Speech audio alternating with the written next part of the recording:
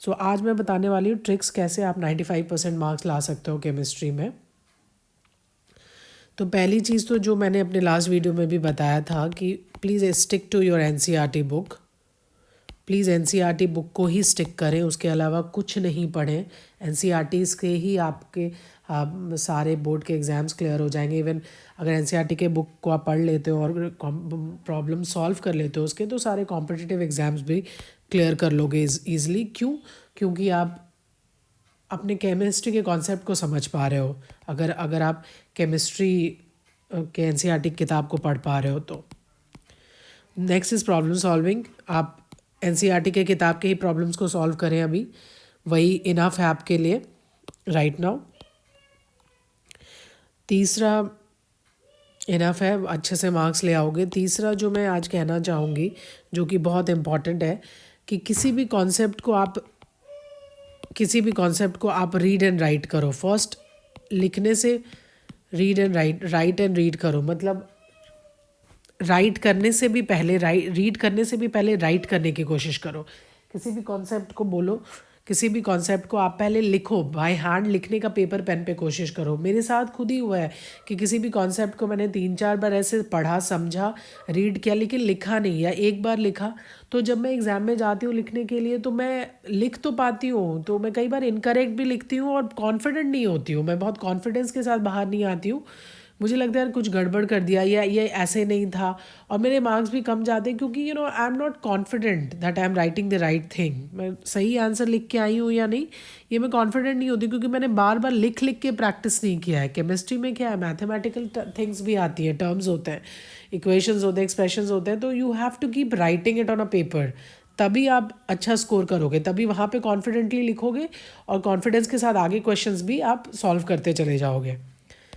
Fourth जो बहुत important point है वो ये है कि जब भी आप कोई भी आंसर लिखो, जो भी क्वेश्चन आपको पूछा जाए बोर्ड एग्जाम में, जब भी आंसर लिखो तो आप प्लीज़ इंश्योर करो कि आप जो इम्पॉर्टेंट पॉइंट्स हैं उनको अंडरलाइन करो। जो भी स्टेटमेंट में, जो क्वेश्चन में पूछा गया है, पहले तो आंसर शॉर्ट रखो, शॉर्ट सेंटेंसेस में लिखो, टू द पॉइंट लिखो क्वेश्चन का आंसर। और तीसरा, अंडरलाइन करो जो भी इम्पॉर्टेंट है स्टेटमेंट में।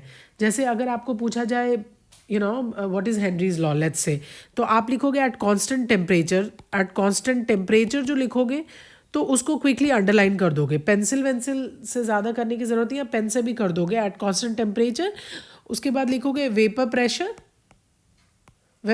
ऑफ क्या, वेपर प्रेशर ऑफ सल्यूट, है ना। या फिर आप वेपर प्रेशर किसकी लिखोगे, gas, vapour pressure of gas, vapour pressure gas is directly proportional to, इसको डायरेक्टली प्रोपोर्शनल ऐसे करके लिखोगे, is directly proportional to the molarity of the gas.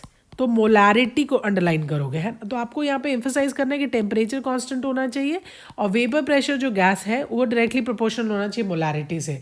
तो वेपर प्रेशर इंपॉर्टेंट है, मोलैरिटी स्टेटमेंट है, इसको फटाफट अंडरलाइन कर दो। इससे क्या होता है कि आप जो एग्जामिनर है उसका भी टाइम सेव कर रहे हो, उसको मज़ा आ रहा है आपके कॉपी करेक्शन करने में, तो he is in a good mood, वो आराम से करेक्ट करता चला जा रहा है। तो ये बहुत इंपॉर्टेंट है कि आप दूसरे पर्सन को भी ऑपोजिट एंड पे जो है उसको भी ईज पे रखो, है ना, अच्छे वो में रखो। फिफ्थ जो है बहुत इंपॉर्टेंट है, वो ये है कि try to answer in order. मतलब ये भी एग्जामिनर को केटरिंग ही है कि किसी भी क्वेश्चन का आंसर वहीं पे करो या स्पेस छोड़ दो, बाद में आके अटेम्प्ट करो। ऐसा मत करो कि सेकंड नंबर क्वेश्चन है वो लास्ट पेज पे किया है ना। अगर एक आध ऐसा हो भी जाता है तो आप उसको यहाँ वहाँ पे हैशटैग करके या फिर कुछ ऐसे करके लिख दो, please find it in the end of the copy, या ऐसे करके कुछ लिख दो। ये ना कंफर्टेबल करता है एग्जामिनर को। कोई एग्जामिनर है उस इन अ वेरी गुड मूड और वो बार बार पीछे जा के पलट रहा है, तो ये सब मेरे पर्सनल ट्रिक्स हैं आपको बताने के लिए कि these are the tricks that will really place you high in the exam.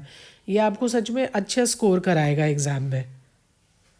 So I hope it helps. Thank you.